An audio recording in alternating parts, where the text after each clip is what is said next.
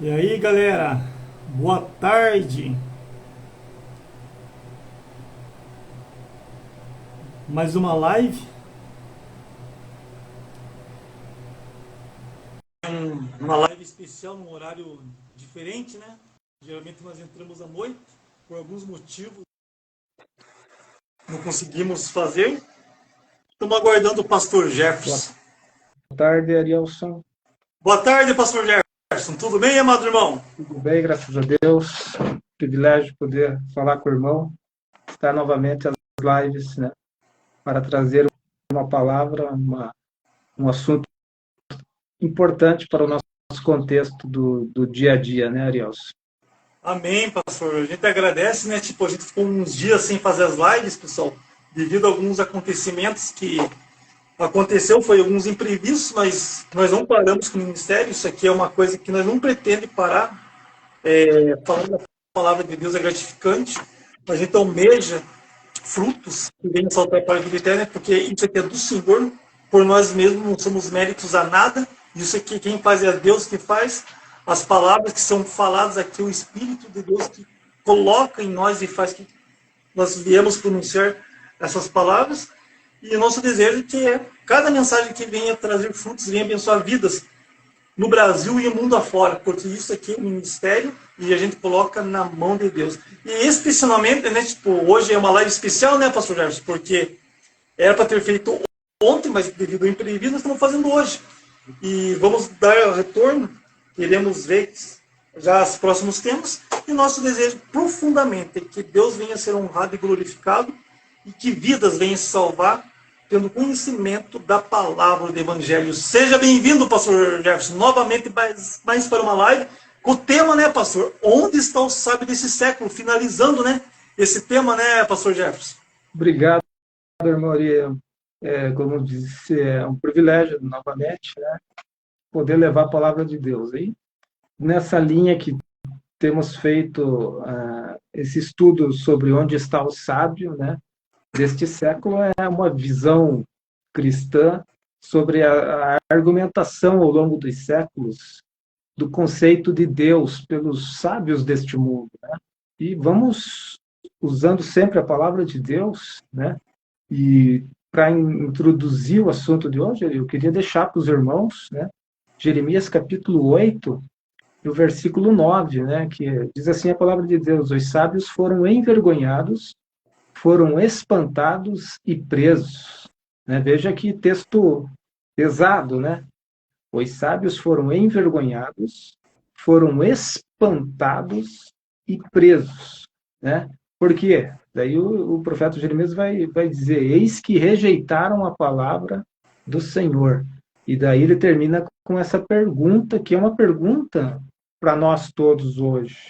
Você que ouve de filosofia, você estoico, você seguidor de Nietzsche, você que segue algum dos sábios deste mundo e norteia a tua vida em cima da sabedoria humana, é, a palavra de Deus vai dizer assim: que sabedoria teriam aqueles que rejeitam a palavra de Deus? Aonde está a sabedoria nisso, né, Arielson? É esse contexto que nós objetivamos trazer para o povo de Deus esse questionamento, porque tem muitas pessoas ali, você deve conhecer dezenas delas, que se dizem estoicas, né? Pessoas que se dizem fãs de determinadas linhas gnósticas, que seguem um guru até, né?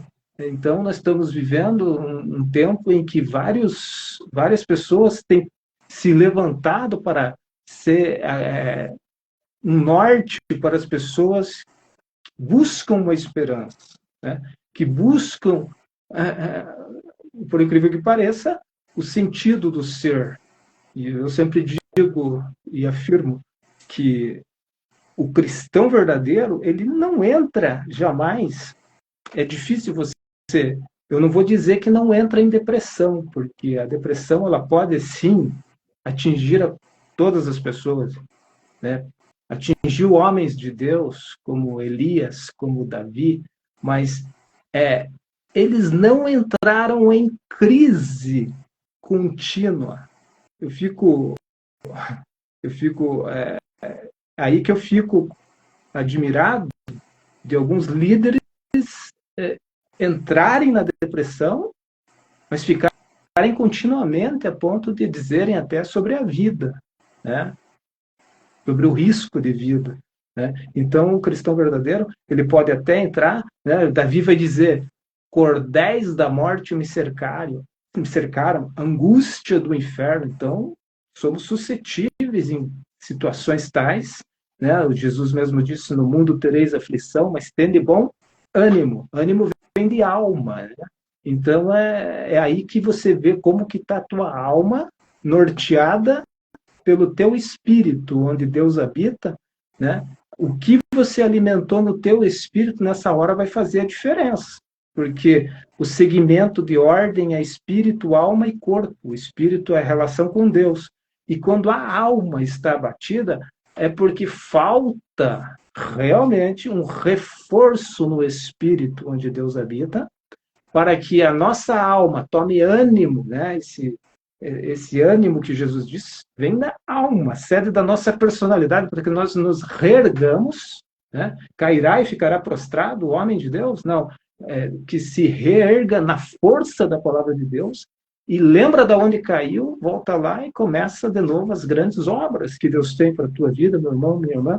Né? Então, nesse contexto, é uma palavra extremamente dura para aqueles que se dizem sábios sem Deus. Né? Rejeitar a palavra de Deus, portanto, Deus questiona, onde está a sabedoria nisso? Sem dúvida, pastor. Lembrando um pouquinho, né, sobre o grande servo Jó, né, pastor? Que quando ele estava passando por aquelas lutas, com certeza ele chegou numa fase de depressão tanto que ele amaldiçoou o seu próprio dia de nascimento, né, pastor Jefferson? Sem dúvida. Jó, ele foi o homem mais provado na Bíblia. Ele vai dizer, prova-me como no fogo, né? Que homem hoje, em sã consciência, vai dizer isso ao próprio Senhor, né? E na sua argumentação do porquê, ele não sabia por que estava sofrendo, mas ele precisava aprender uma lição. E você vai ver que o livro tirado da Bíblia na teologia da prosperidade é exatamente o livro de Jó, né? Porque a teologia da prosperidade não admite sofrimento e cristianismo é sangue, suor e lágrimas, mas muita vitória, muito êxito, muita alegria no ser, muita satisfação de ser, muita esperança na eternidade e na vida que também comer o melhor da terra, a prosperidade agrada ao Senhor. Então essa ideia de um cristianismo medíocre, pobre, cristão cabisbaixo, a confusão de humildade com pobreza, isso não é real, isso não é a verdade que Deus tem para a nossa vida. Mas as pessoas, na sua simplicidade, muitas vezes não vislumbram a riqueza de Deus, não vislumbram o poder de Deus, não vislumbram os segredos escondidos de Deus, né? Os tesouros ocultos dos montes antigos, dos outeiros eternos, né? A terra do grão e do vinho novo, onde os céus destilam orvalho, né? Porque a prosperidade que vem para Israel era um milagre geográfico também, que ocorre no deserto. Você já viu no deserto cair orvalho ali? Né? Isso é que Deus faz em Israel, nas montanhas, das cordilheiras, né? O encontro das massas de ar quente e frio faz brotar orvalho pela manhã, pela noite, e Israel é um jardim em pleno deserto. Assim é a nossa vida espiritual. Deus faz um jardim em meio ao deserto. Então, o crente é negativista, o crente que se deixa influenciar por ideias, de repente ele está na igreja, mas ele acha bonito um discurso de um desses homens que estão sobre a maldição da palavra de Deus, sobre esse texto, estão presos, serão envergonhados, estão espantados, porque esse é o final da filosofia sem Deus. Não a filosofia verdadeira, porque há filósofos cristãos, há homens que honraram a Deus, e nós vamos discutir um pouco aqui quem são eles, quem foram eles, mas a ideia de filosofar não é o que nós estamos combatendo a filosofia, que é amor à sabedoria, não. Nós temos livros como Provérbios, né, Cantares de Salomão, temos os Salmos, que são sabedoria pura, divina, do grande filósofo chamado Verbo de Deus, Jesus Cristo, né, que se fez carne para trazer essa filosofia maravilhosa, né, no Sermão do Monte, no perdoar, no caminhar e sem olhar para trás, no amar a Deus sobre todas as coisas, né, na fé, na esperança e no amor, na vida eterna tão criticada, né, como eles vivem só esse presente, são malditos por causa disso, porque maldito o homem que espera só nessa vida, que só quer ser como um animal, só no tocar, só no sentir, só nos seus 5 sentidos, né? O cristão tem um 6º sentido, e esse 6º sentido é a fé. A fé é um dunamis, que é o nosso 6º sentido, que transcende céu e terra. É por isso que nós estamos em poder e em autoridade nas regiões celestiais. Verdade, pastor. E lembrando também, novamente, né, pastor? Jó passou pelo que passou, porque não havia homem na face da terra como Jó, né, pastor? Não podemos dizer e comparar com esse grande homem. Mas, amado irmão, a gente esqueceu de comentar. Daqui a pouco, essa live vai ser disponibilizada aonde para nós rever essas lives maravilhosas, pastor Jefferson?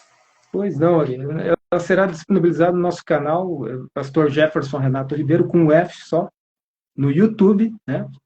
Na própria página do Álogos, né? Que é a página do nosso ministério, no Facebook também, pastor Jefferson Renato Ribeiro, vai voltar também no Spotify, né? A partir de hoje, né? Ficou um tempo sem alimentarmos lá, mas no Spotify você pode ver em forma podcast, né? E está toda uma linha de ensinos, né, nesse canal do YouTube, né? E também agora estamos, cada semana, também alimentando a página do Ólogos com palavras, né? Com devocionais, com oração, né? Oração. E Deus vai abençoar a vida dos nossos irmãos amados, que a partilha da palavra de Deus enriquece, gera fé, e qual é a vitória que vence o mundo? É a nossa fé. Sem dúvida. Estejam seguindo, pessoal, vocês ajudam que a mensagem vai longe. Estejam então seguindo no YouTube, Jefferson Renato Ribeiro, curtindo, ativando o sininho e mandem perguntas, participem. Se vocês tiverem oportunidade, tiver dúvida, mandem pergunta, com certeza vai agregar e uns com os outros vão aprender mais a palavra, e nós podendo, com certeza o pastor vai responder. Pastor, poderia dar um pequeno resumo, só para o pessoal entender, porque essa é a terceira parte, né, desse tema, onde está o sábio do século. Um simples resumo do início, para nós dar continuidade e finalizarmos essa live de hoje, pastor Jefferson.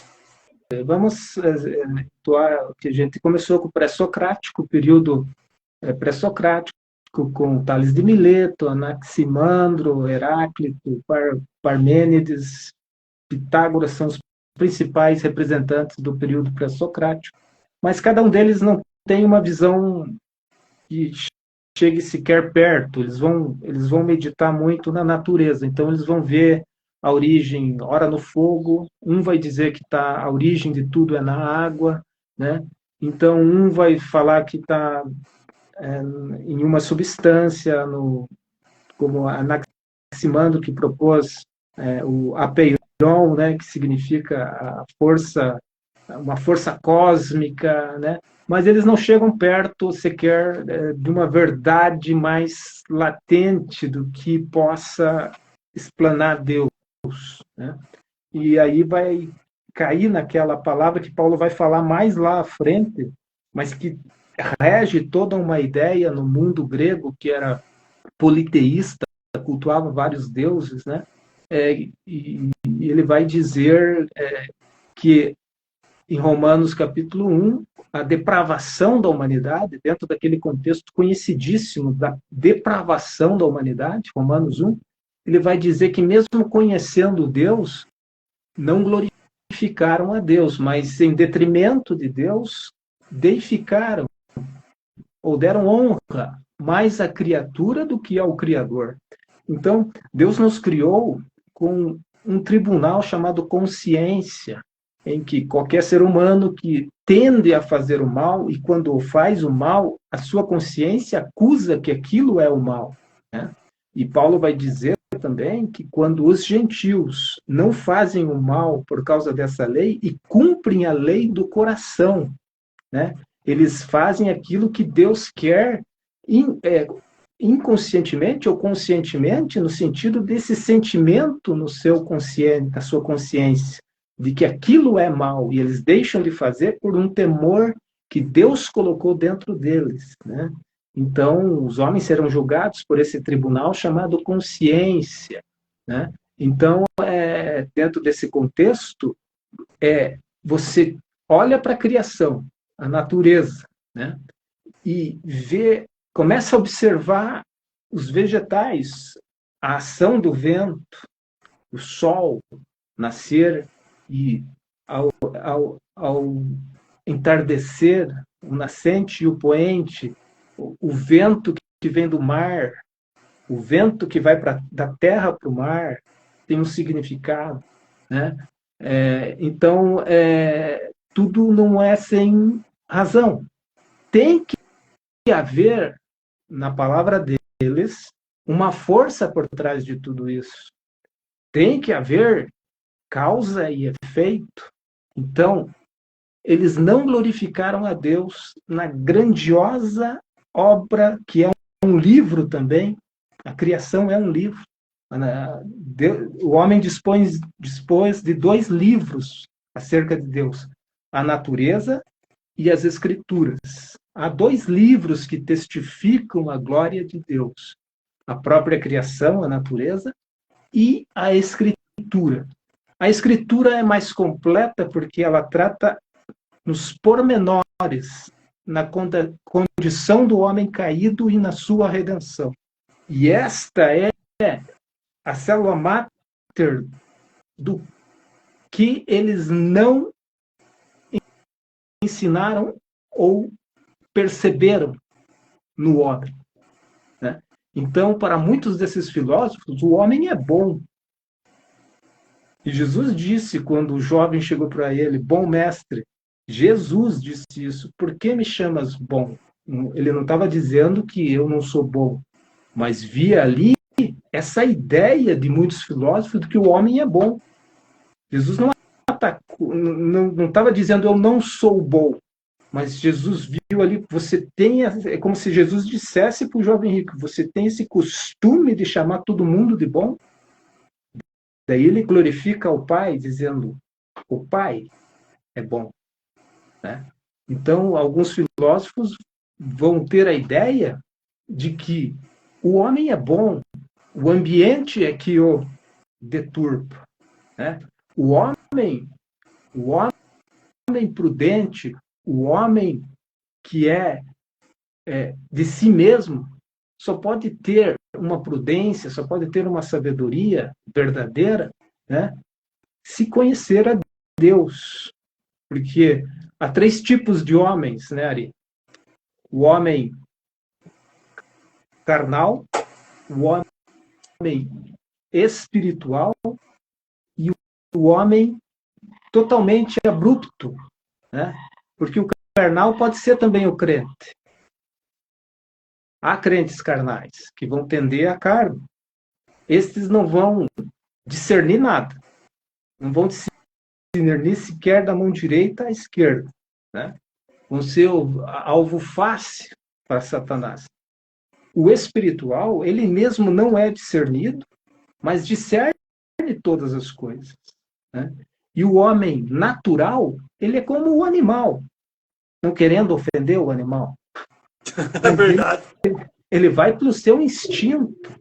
O homem natural é o homem que não quer Deus, não se interessa por nada parecido com Deus, nada que tenha mensagem de vida eterna. Ele vive pelos seus desejos, né? Ele vive pelo seu prazer. É como os epicureus, né, que Paulo defrontou, né? A busca pelo prazer. O sentido dos epicureus era: o sentido da vida é o prazer. Você tem que viver atrás do prazer. Isso que te dá sentido. Só que o cristianismo, Jesus Cristo, a palavra, o Antigo Testamento, a lei, diz: a alma que pecar, essa morrerá. E Deus veio com a sua causa que foi criticada pelos ateus, filósofos, né? Teve um, Stirner, que diz: por que a causa de Deus? Albert, não é Albert, eu lembro do sobrenome dele, Stirner. Ele vai dizer claramente que a causa dele é que é importante.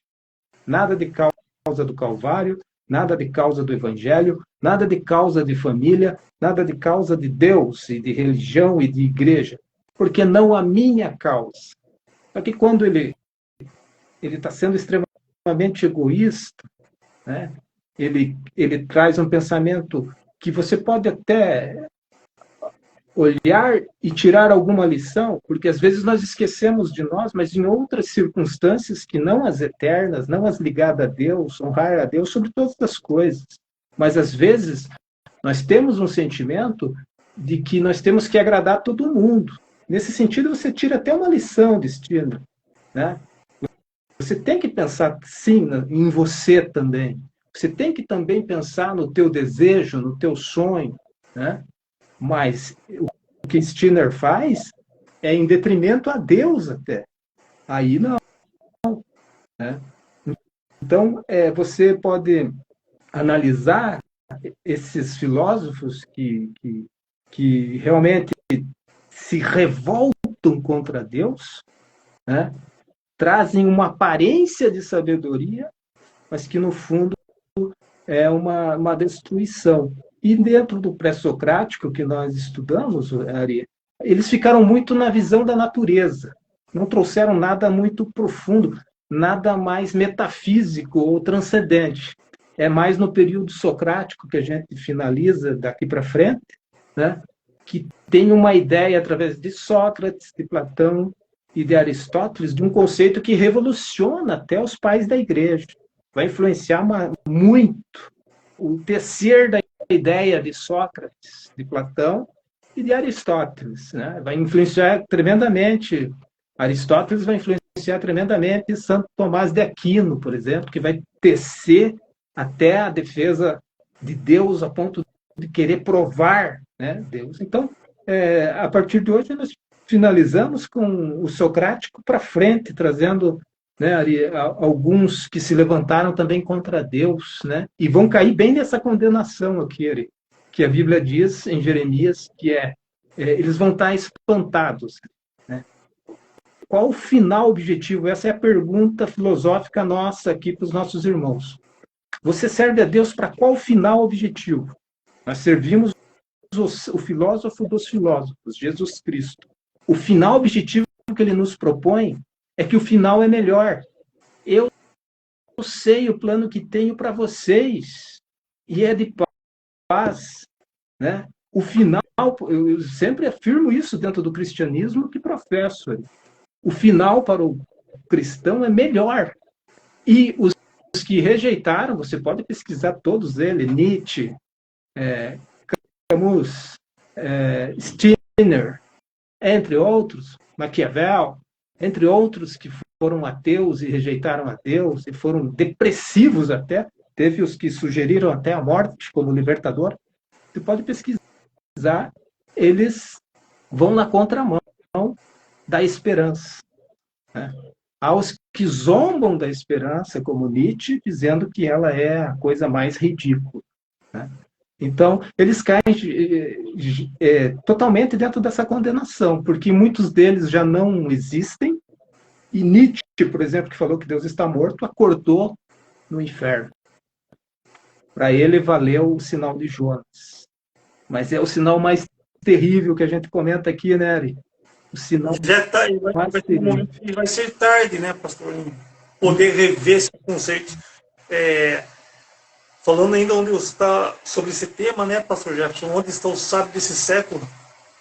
Anos e anos passando, o homem está estudando, está querendo falar que a ciência está muito à frente de Deus. Os homens pensam que são Deus, embora muitos homens já morreram e fizeram grandes coisas, como o homem boa tecnologia, da parte do celular, Steve Jobs, que foi sem comentários, foi um homem muito inteligente, através do meio da tecnológico, Bill Gates, são caras muito inteligentes.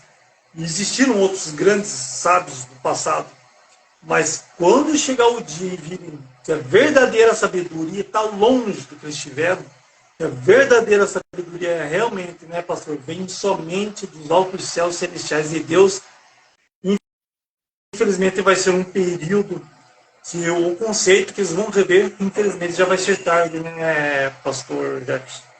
É como você descobrir um grande tesouro e você já tiver 120 anos de idade. Sem dúvida, pastor. Então, E se estiver vivo ainda, pastor, se estiver vivo, menos pior o dose é quando a porta já se fechou, né, pastor? exatamente. Isso superficialmente, né, não levando em conta os castigos de uma eternidade sem Deus, né?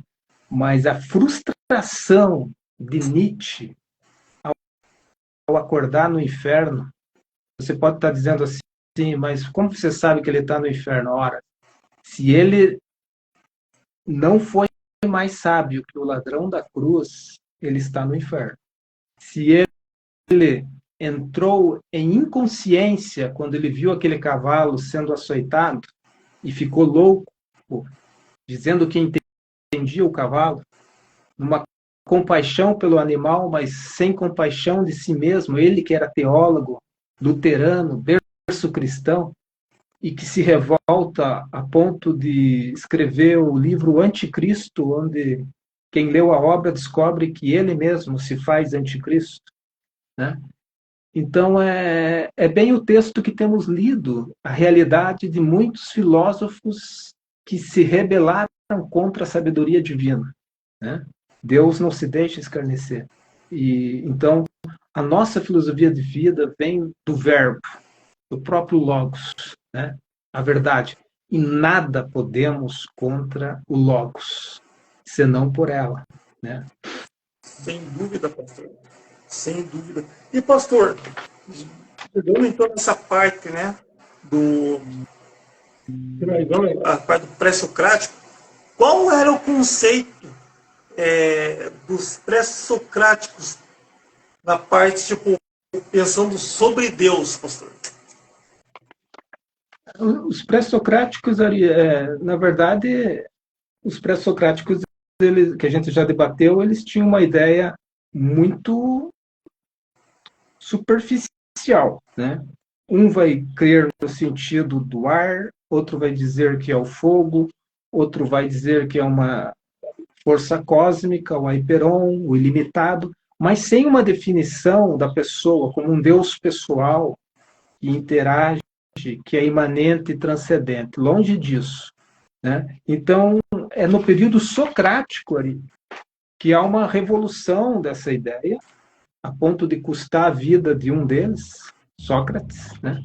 Que as coisas se definem um pouco melhor a ponto de revolucionar secularmente nos séculos posteriores até os pais da igreja, né? Como Santo Agostinho, Tomás de Aquino, né? Vão ser muito influenciados por Aristóteles, Platão, Sócrates, né? Então, os pré-socráticos ficam muito superficial, né?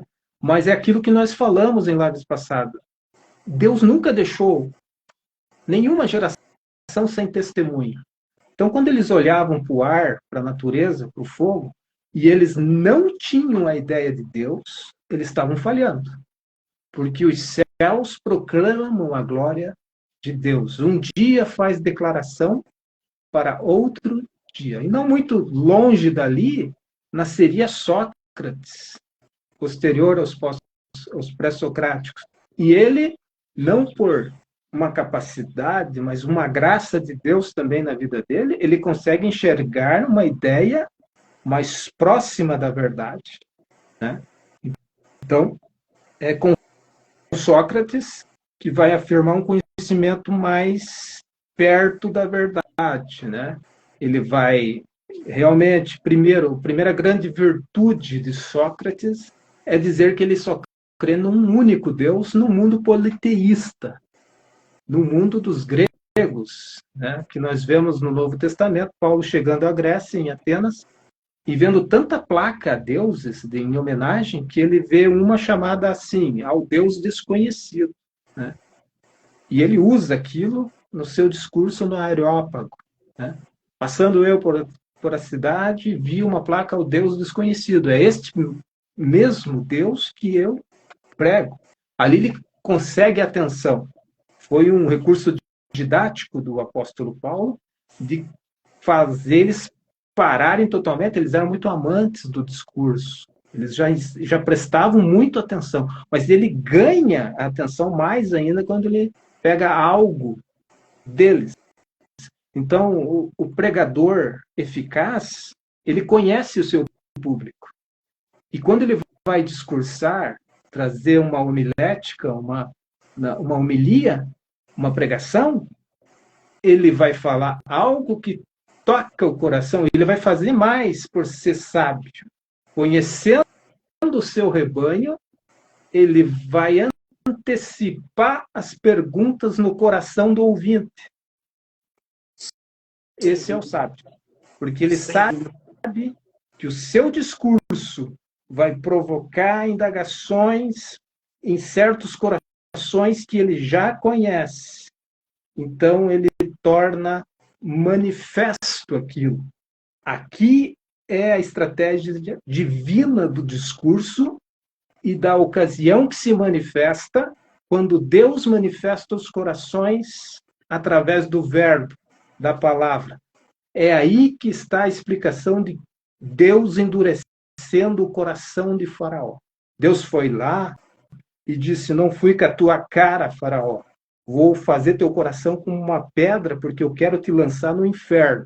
Longe disso. Deus, conhecendo pela onisciência o coração duro, idólatra de Faraó, colocou circunstâncias. E quais eram as circunstâncias? Moisés querendo libertar o povo, em que o coração de Faraó ia endurecer como uma pedra diante disso. Aí está o endurecer do coração. Né? Então, não há acepção de pessoas para Deus. Deus não faz acepção. Deus não tem prazer, Arielso, que o pecador morra. Como que ele ia dizer desde a eternidade, esse aqui estou criando, mas não vou com a cara dele. Ele vai morrer. Vou lançar ele no inferno. Né? Então, é um absurdo essa ideia de uns para a salvação e outros para... Não, todos têm a oportunidade de se salvar. Né? E a própria justiça de Deus, se não fosse assim, seria anulada. A própria justiça de Deus seria anulada. Como assim, pastor? Anular, essa ação anularia, sim, anularia a justiça de Deus, porque em Isaías está escrito assim, quando o ímpio se converter do seu mau caminho, eu não me lembrarei das suas transgressões passadas.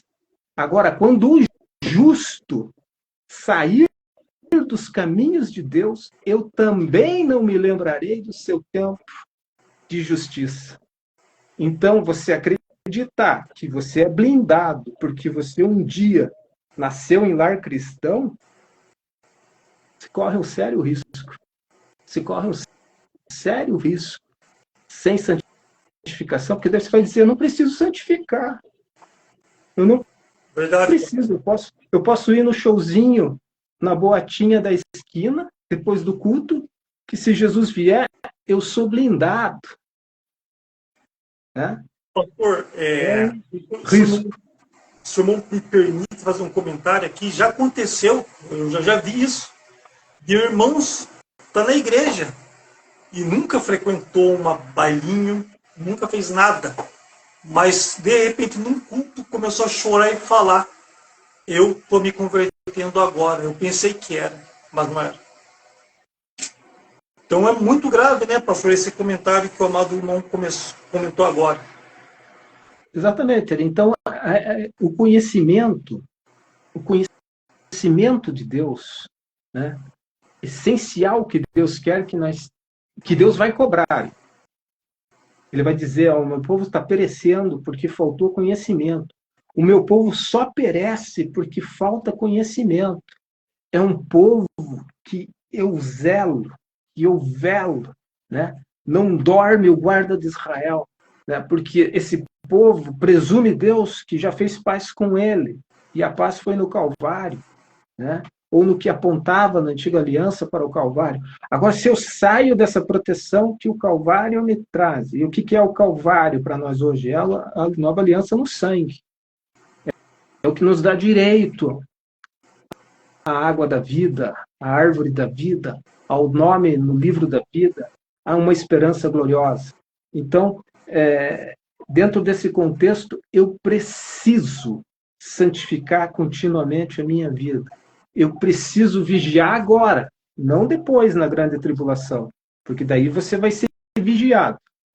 Vigiar na grande tribulação, porque alguns creem que não vão passar, que a igreja vai passar por isso. Então, não tem ideia. Quem crê que a igreja vai passar pela grande tribulação não tem ideia do que é as 7 trombetas. Não tem ideia do que é a abertura dos 7 selos. Não tem a mínima ideia do que é as 7 taças. E ele acha que vai poder blindadinho vigiar até Cristo aparecer publicamente. Cristo já veio secretamente, já levou a sua igreja, e você, parabéns, você está na grande tribulação vigiando. Pastor Jefferson, é um assunto, irmão, que o pessoal, quando o pessoal fala assim, a igreja, por favor, não estou julgando aqui, o fato é que, quando a gente fala igreja, meus queridos amigos, irmãos ouvintes, é aquele irmão, aquela irmãzinha, aquele jovem, aquele adolescente que levou a vida a sério de consagração, santificação na presença de Deus. Essa é a igreja, a verdadeira igreja. Não tem nada a ver com templos, né, pastor? Prédios construídos por homem, não. Nós estamos falando de um ser vivo que se ajoelha perante Deus, coloca sua cara no pó, se arrepende a cada dia, porque nós somos pecadores, nós somos realmente pecadores. O nosso dia, cada dia, tentar ser um dia melhor do que o outro na presença de Deus, sendo santo. A gente tem que imitar Cristo. Ele foi o único santo e puro e perfeito. Então, quando a gente fala da igreja, é aquela igreja que se preocupa com o próximo. É aquela igreja que ama as almas perdidas. A igreja é aquele que tem um tempo, se acorda de madrugada, vai orar. É santificação. Não estamos falando de templos, pessoas que vão em templos. Nós estamos falando de igreja. A verdadeira igreja realmente não vai estar aqui. Então, pastor, baseado nisso, o que podemos falar de pessoas que pensam, que nem você falou, né? Vigiar, e que meu irmão falou agora há pouco. Se o pessoal às vezes assiste aquela série Príncipe do Egito, e o que aconteceu com o faraó, não chega nem perto, mas nem perto do que ali por vir, muito mais quando o pastor comentou sobre as 7 taças, né, pastor Jefferson? É verdade. A igreja é a Universal Assembleia dos Santos, né? E isso tem causado um erro muito grande, né? A pessoa está dentro de um templo e acha que é a igreja, né? E até porque muitos templos têm virado verdadeiras boatinhas, né? Como nós temos falado, né? Mas não é estar no templo, mas sim estar em Cristo, né? Estar em Cristo, uma das definições é que o espírito de vida e de poder já me livrou do poder da morte. Esse é só um, eu podia citar vários, mas o tempo não permite. Estar em Cristo, vou citar só esse, que é muito forte. O espírito de vida, o Espírito Santo, já me livrou do espírito da morte, né? Estar em Cristo. Então as pessoas estão em carnaval cristão, as pessoas estão em igrejas de tela preta, com pastores com calça apertada, sapatênis, a pancinha sobressalente, numa visão do inferno, né? E me permita a crítica, né? Querendo ser jovenzinhos, alegres. Tem um que colocou até uma peruca, cobra 70, 100 mil, para ser um verdadeiro palhaço. E pasmem, Ariel, só há quem pague 70 mil para trazer um cara para o seu altar, para falar piada, para fazer gracinha, e depois ri da cara desses crentes, vai nas melhores churrascarias, tem os melhores relógios e fica ostentando à custa dos trouxas crentes que pagam isso e que alimentam lobos no Brasil. Eu sou radicalmente contra o mercenarismo. Quem me conhece sabe que não sobrevive se dependesse de mim. Mercenário. De graça recebeste, de graça dai. Né? Se cobrar 70 mil para trazer a palavra de Deus, você, no Brasil, país de miseráveis, um país pobre, podia ser uma potência, mas os seus homens são muito pobres de espírito, de alma, né? Um governo pobre, e De Gaulle estava totalmente certo quando disse que o Brasil não é um país sério. Às vezes nos motiva a pegar um avião da Emirates e cruzar. Não que lá seja uma maravilha, mas às vezes traz vergonha dizer que você é brasileiro. A igreja brasileira gosta de ir para a rua, mas não entra no quarto em oração. Só um remanescente, muito pouco, é que faz isso. Mas a boa notícia é que Deus vai agir por esses remanescentes, Ariel. E a Igreja de Cristo é a Universal Assembleia dos Santos, não tem como, Ariel. Ela é invisível. Ela é composta por fiéis. Mas nesse conhecimento que Deus conclama, e que a falta dele vai fazer, sim, o crente morrer, porque eles estão querendo vigiar quando vai ser tarde demais. E eles não vão saber discernir o que vão estar fazendo. Então, colocar o sinal da besta é aquela coisa, vão cair como patinho. Porque se não amaram a Deus no tempo da graça, vão amar a Deus com a espada afiada no pescoço. Muita gente vai virar Marte, mas a maioria vai bambear as pernas e vai aceitar a marca que vai virar um câncer na sequência, que vai matá-los. Errar não conhecendo as Escrituras. No mundo que nós estamos vivendo hoje, o tempo está corrido, está ficando curto, está passando muito rápido. E nós estamos na corrida, que nós mesmos, né, pastor? Infelizmente a gente parou de realizar algumas lives algumas semanas passadas. Claro que teve algumas porque o tempo realmente, tipo, o clima não favoreceu, porque teve tempestade e não tivemos como resolver, mas tirando isso, o nosso dia está corrido. Mas nesse mundo, pastor, onde a preocupação é no dia de amanhã, o ser humano pensa no dia de amanhã, não vive o presente. Não está preocupado com o seu presente, está preocupado com o dia de amanhã e nem sabe se amanhã vai acontecer. É claro que o passado também se preocupa muito com o passado, mas não adianta, o que passou, passou. Não adianta se martirizar pelo passado que você fez ou deixou de fazer. O teu momento é presente. O que você está fazendo no momento presente? E você vive o momento presente pensando no futuro. E as coisas estão passando rápido, né, pastor? Então as pessoas estão correndo atrás do tempo para conseguir coisas materiais, coisas que não vão durar, onde a traça vai destruir, vai comer. E o principal, né, pastor? O principal, que é agradar a vontade de Deus e ter uma vontade que venha agraciar Deus na sua vida, está muito longe disso, né, pastor? Sem dúvida, Lina. Estava vendo essa semana uma notícia que os homens, de posse, claro, estão pagando até 70 mil por um curso de controle emocional, onde eles vão desabafar suas emoções e vão chorar para um especialista, para um psicanalista, para um psicólogo. Eles pagam até 70 mil, ou seja, os gaviões aproveitadores estão aproveitando até dessa tragédia do vazio humano. Vidas secas, vidas vazias. Vivemos a síndrome do vazio. Dentro da igreja, corrigindo, dentro do templo. dentro do templo. Temos que distinguir duas coisas em relação a templo, igreja, igreja, templo. Crente é uma coisa, cristão é outra. Crente é uma coisa, cristão é outra coisa.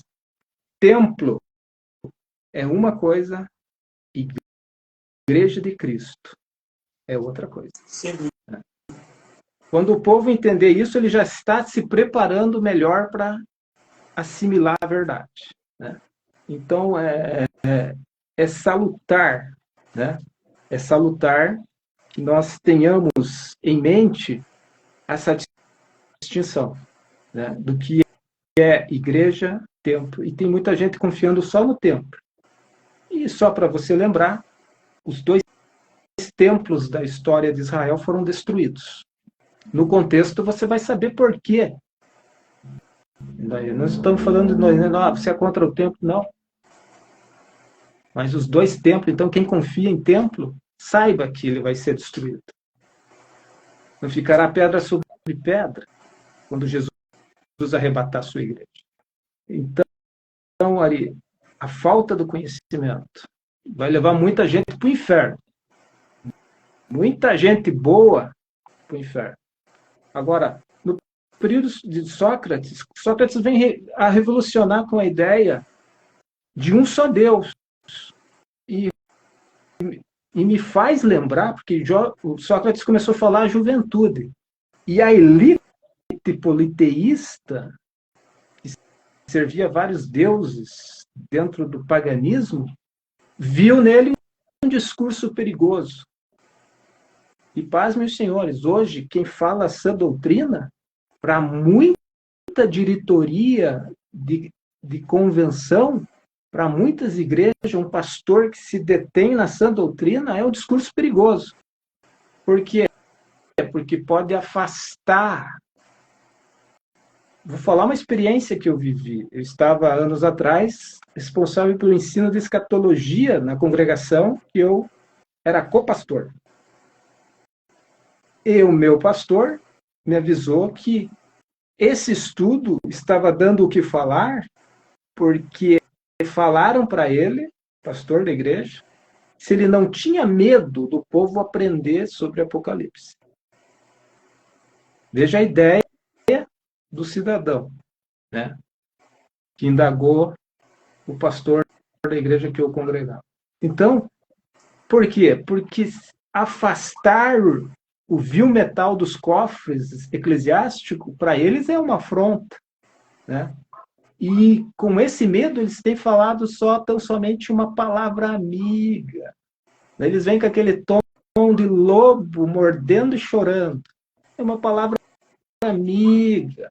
Não é para ter medo, mas você vai morrer se você não se libertar desses líderes vestidos de lobos que devoram a gordura das ovelhas e que retêm essa doutrina para poder falar da teologia da prosperidade, para que você continue sendo enganado, só contribuindo para eles terem uma boa vida nessa terra, e você ser enganado e não ser avisado das verdades. Se você está numa igreja assim, que essa doutrina não é exposta, caia fora, escapa por tua vida, cerque-se de homens de Deus, ainda existe, é a minoria, mas ainda existe, homens que estão comprometidos com a palavra de Deus, que têm o objetivo de que você não caia no inferno, mas alcance a redenção em Cristo, né? Então, no tempo de Sócrates, ele sofreu isso. Ele foi à juventude falando valores que começava a revolucionar aquela geração quando, precisa ser calado. E envenenaram Sócrates. Mas ele foi o primeiro na Grécia a dizer só há um Deus. Esse é o grande valor de Sócrates na história da filosofia, porque ele vai dizer que deuses, vocês estão de brincadeira comigo. Há um só Deus. E somente o homem virtuoso vai buscar ele, né? Embora toda virtude venha de Deus, né? Então, uma vez questionaram como que você pode crer naquilo que se não vê, e Sócrates respondeu: ora, Você existe, mas você também não vê a tua alma. Mas não quer dizer que você não exista. A alma vem de Deus. E você existe, mas você não vê. E você, quando cria uma coisa, você se alegra nela. Mas você não vê a tua alma. Né? Calou seu opositor. O final dele foi triste, ele foi morto por não renunciar, foi como um mártir, não renunciou à verdade que ele falou de um só Deus. E essa é a grande marca de um vislumbre que começava no mundo grego sobre Deus, né? Que ele vai dizer da bondade, né? Que Deus cuida de todos, sim, mas especialmente do homem virtuoso, né? Essa ideia de Deus, de um Deus que é inteligência pura, né? Mas o que mais me chama a atenção é, no mundo politeísta de então, é Sócrates com coragem dizer que há um só Deus. Sem dúvida, pastor.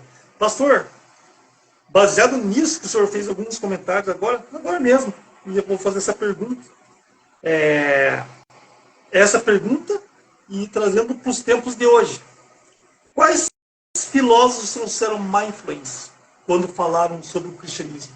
E hoje, pastor, temos isso? Tá com a palavra, irmão. Pois olha, eu acho que o que me mais chama a atenção é Nietzsche, né? Nietzsche vai colocar o cristianismo como um grande engano. Ele vai falar que Jesus Cristo é um fazedor de milagres.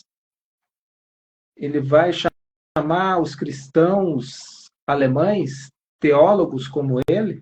Nietzsche era teólogo, luterano, mas não sei o que aconteceu nele, que ele pegou uma ojeriza sobre o cristianismo e também teve um ódio mortal de Sócrates. Porque, como teólogo, Nietzsche conhecia o que faz do julgamento dele mais grave. Porque quanto mais conhecimento você tem de Deus, maior é o juízo se você rejeitar. Sabe aquele texto que diz assim, que Cristo é a pedra? Aquele que tropeçar se fará em pedaços, mas aquele com quem essa pedra cair virará pó. Aí é grau de castigo. Quem tropeça é aquele que já tem um conhecimento. Agora, aquele que a pedra cai é quem nunca teve ou quis ter conhecimento. E estes são a grande maioria. Então, Nietzsche tropeçou, se fez em pedaços, né? Porque ele conhecia. E ele vai se levantar, se você ler o livro O Anticristo, você se assusta com os termos indizíveis para o público cristão do que ele chama os cristãos. E ele vai dizer que o melhor personagem do Novo Testamento é Pilatos, porque ele fez a pergunta, que Nietzsche gostou desta pergunta. O que é a verdade? Ora, ele como teólogo devia saber que Jesus não responde Pilatos quando ele diz o que é a verdade, ele pergunta o que é a verdade. Porque Jesus já tinha feito milagres, a esposa de Pilatos já tinha tido sonhos acerca do justo, né? A fama de Jesus já era grande o suficiente para ele ter aquele sentimento que ele não via mal, não porque ele era bom, mas porque ele tinha uma rixa com os judeus, né?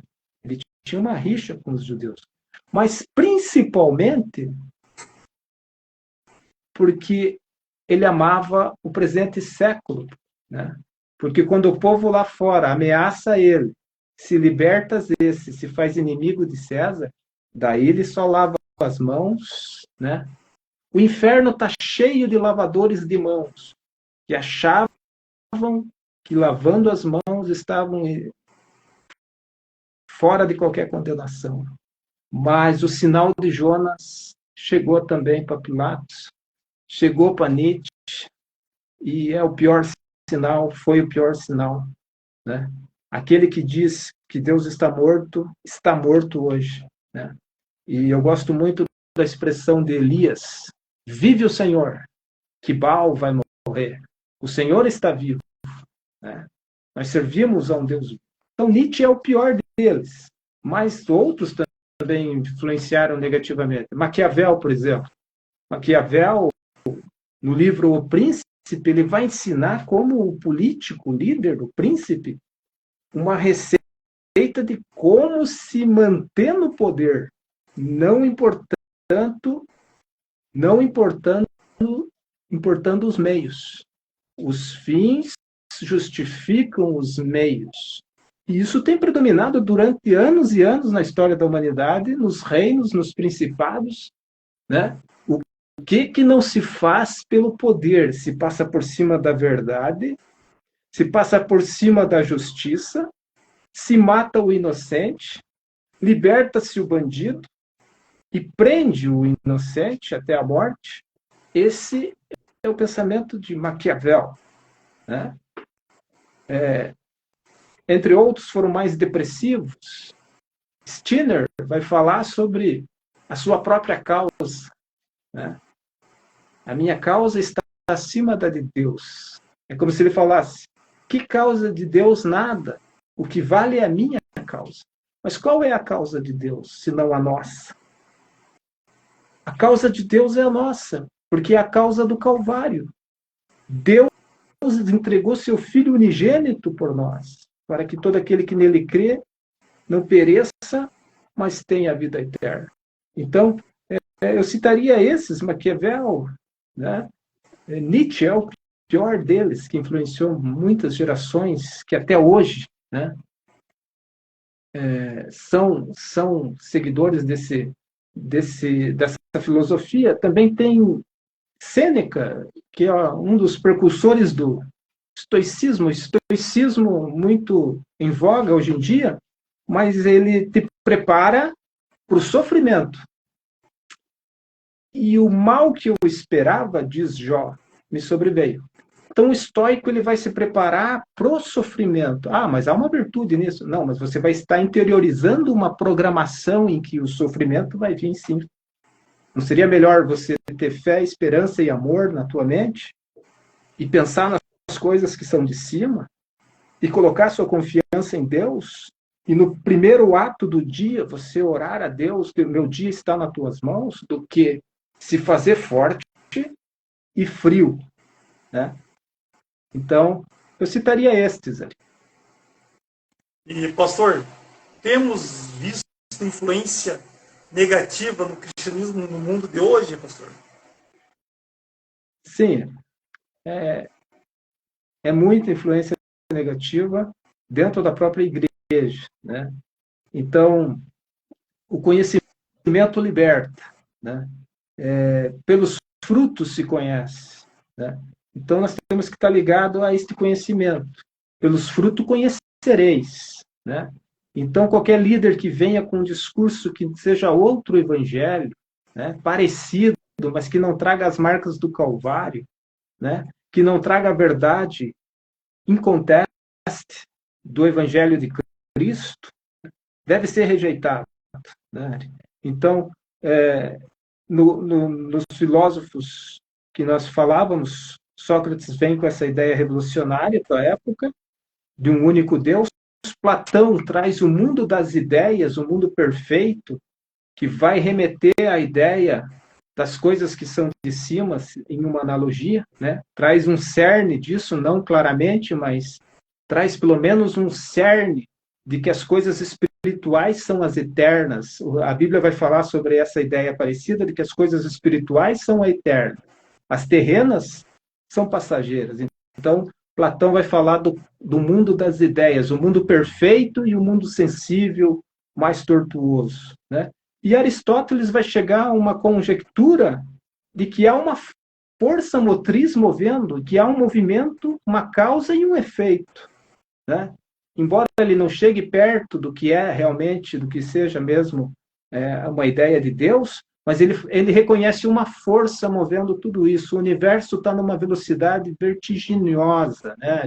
Então, tudo é movimento, tudo vibra, né? Então, esses três filósofos clássicos, eles revolucionam o seu tempo até hoje, né, no mundo moderno, e há os que foram foram esses que eu citei aqui. Não dá para citar todos, né, Ari? É muito profundo o assunto e também a quantidade de bons filósofos e também homens que influenciaram negativamente. Sem dúvida, pastor. Queremos agradecer, né, pastor, por essa oportunidade que Deus nos concedeu. Era o plano dele, projeto dele, que estivéssemos aqui finalizando. E o que é a sabedoria do mundo? Quero deixar para você, meu querido amigo, irmão, ouvinte, que vai ver essa live mais tarde na página do pastor Jefferson Renato Ribeiro, no Duologos. O que é a sabedoria, então? O que é a sabedoria do mundo? Fique aqui para você pensar e analisar. A sabedoria é a capacidade para fazer boas escolhas e distinguir o que é bom do que é ruim. De acordo com a Bíblia, a verdadeira sabedoria só pode ser alcançada através do Espírito Santo e de uma vida dedicada a Deus. A sabedoria que vem de Deus vale muito mais que a sabedoria do mundo. Muito mais. No entanto, a sabedoria que vem do alto é, antes de tudo, pura, depois pacífica, amável, compreensiva, cheia de misericórdia e de bons frutos, imparcial e sincera, que vai trazer frutos para a vida eterna. Pastor Jefferson, foi uma bênção, amado irmão. Obrigado por mais esse tempo. Estamos conversando sobre as coisas divinas. Deus esteja abençoando esse ministério, a vida do irmão, da família.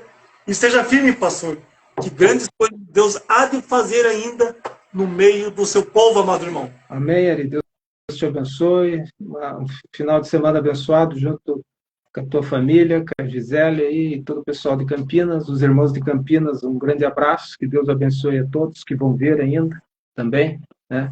E que viva Cristo em nossos corações hoje e sempre. Verdade, pastor. Não esqueça de estar comentando no Duologos, mandem perguntas, se fizerem algum tema, né? Se tiverem alguma curiosidade, vão mandando, que com certeza nós vamos ver, nós vamos analisar, nós vamos responder com muito carinho e com certeza vai ser bênção na vida de todos. Pastor, Deus abençoe, um final de semana maravilhoso e até em breve, pastor Jefferson. Deus abençoe, Ari. Deus abençoe grandemente. Abraço. Um abração.